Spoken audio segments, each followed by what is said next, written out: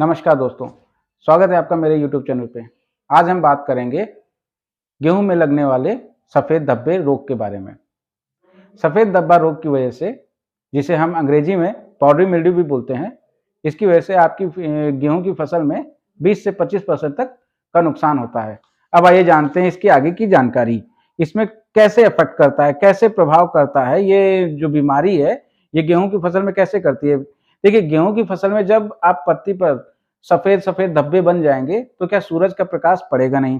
जब सूरज का प्रकाश पड़ेगा नहीं तो जो प्रकाश संश्लेषण की क्रिया होती है, फोटोसिंथेसिस क्रिया, वो प्रभावित होगी। और जब वो प्रभावित होगी तो हमारा जो गेहूं की फसल का यील्ड है, जो उत्पादन है, वो अपने आप कम हो जाएगा। और दूसरी बात ये कि जब प्रकाश संश्लेषण की क्रिया होगी नहीं तो आपके दाने बनेंगे नहीं, और जब दाने नहीं बनेंगे तो आपकी जो है फसल को नुकसान होगा। अब ये जो बीमारी है, ये बीमारी जो है बहुत ही ज्यादा वातावरण में ह्यूमिडिटी, आर्द्रता होने की वजह से होती है। अब आर्द्रता का मतलब ये नहीं है कि केवल बारिश नहीं, लेकिन अगर बारिश नहीं भी है और वातावरण में ह्यूमिडिटी है, आर्द्रता है, तो ये जो है बीमारी इफेक्ट करेगी आपको। और ये बीमारी ठंडे से मॉडरेट टेम्परेचर, जो हमारा फरवरी मार्च का महीने में जो टेम्परेचर होता है 20 से 25 डिग्री सेल्सियस का, उस टेम्परेचर पे आपकी बीमारी इफेक्ट करेगी। अब इसके सिम्टम्स क्या हैं? इसके सिम्टम्स ये हैं, पत्ते, खोल, तने, फूलों वाले भाग पर जो है हमें सफेद रंग की फंगस बन जाती है, जिसे जो सफेद से काले धब्बे के टाइप के होते हैं। पहले सफेद बनते हैं, फिर काले रंग के हो जाते हैं। इसका जो है बचाव क्या है? बचाव ये है कि हमें रेसिस्टेंट वैरायटी, जो प्रतिरोधी है इस बीमारी से, वो उगानी है। दूसरा, हमें क्रॉप रोटेशन करना है। क्रॉप रोटेशन करना मतलब फसल बदल बदल के, एक ही खेत में एक ही फसल कई बार नहीं करनी है, फसल बदल बदल के करना है। और तीसरा उपाय है बीज का उपचारण। बीज को जब उपचारित करेंगे तब हमें इस फसल से छुटकारा मिल जाएगा। कैसे करेंगे, इसके देखने के लिए आप मेरा जो दूसरा वीडियो मैंने बनाया हुआ है इसके पहले सीड ट्रीटमेंट का, बीज उपचारण का, आप वो देख सकते हैं।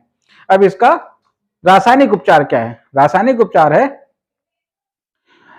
जीनेप और हेक्साकोनाजोल। जीनेप प्लस हेक्साकोनाजोल केमिकल जिस भी दवाई में होगा वो आप ले सकते हैं 400 ग्राम पर एकड़ के हिसाब से। अगर आपको ये नहीं मिल रहा है तो आप दूसरा केवल हेक्साकोनाजोल ले सकते हैं 300 ml पर एकड़ के हिसाब से। अगर आपको ये भी नहीं मिल रहा है तो आप मैनकोजेब और कार्बेंडाजिम ले सकते हैं 400 ग्राम पर एकड़ के हिसाब से। 200 लीटर पानी में घोल के आपको डाल देना है एकड़ में, और आपको इस बीमारी से छुटकारा मिलेगा। ये भी नहीं मिल रहा है तो आपको 500 ग्राम पर एकड़ टेबुकोनाजोल और सल्फर लेके डाल देना है। सल्फर जो है 2 ग्राम पर लीटर पड़ता है। 2 ग्राम पर लीटर सल्फर आप लेंगे, उसे डाल देंगे घोल के, तो आपकी फसल में ये बीमारी नहीं लगेगी। और बहुत ही ज्यादा गंभीर हालात में आप क्या करेंगे, आप प्रोपिकोनाजोल डालेंगे। ठीक है, तो प्रोपिकोनाजोल कितना पड़ता है? ये पड़ता है आपका 200 ml पर एकड़ के हिसाब से। 100 से 200 ml पर एकड़ के हिसाब से डिपेंड करता है कि आपकी खेत में बीमारी किस तरीके की है और कितनी है।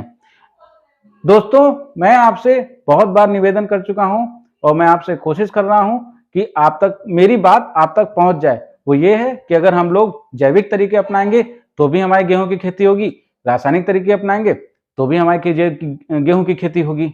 लेकिन रासायनिक तरीके में हमें क्या, हमें खुद को नुकसान होगा। हम जिसको गेहूं पैदा करके बेचेंगे हमें उसको भी नुकसान होगा। तो मेरा आपसे निवेदन है कि आप गेहूं की जैविक खेती करें। जैविक खेती करने के लिए ये बीमारी अगर आपके खेत में लग जाती है तो आप क्या करेंगे, आप नीम का तेल ले लीजिए। नीम का तेल ले लीजिए और उसे 200 ml पर एकड़ के हिसाब से आप डाल दीजिए छिड़क के अपने खेत में। आपके खेत में बीमारी नहीं लगेगी। अब आपको जो है कौन सी कंपनी जो है नीम ऑयल बनाती है तो मैं बता देता हूँ। प्लांट बायोटिक्स करके एक कंपनी है, वो लीमोकर्ब नाम का एक ब्रांड नेम है, वो कंपनी नीम ऑयल बनाती है। आप उसका नीम ऑयल ले और उसका छिड़काव करें। अगर आपको मेरा वीडियो पसंद आया हो तो कृपया मेरे चैनल को लाइक करें और सब्सक्राइब करें।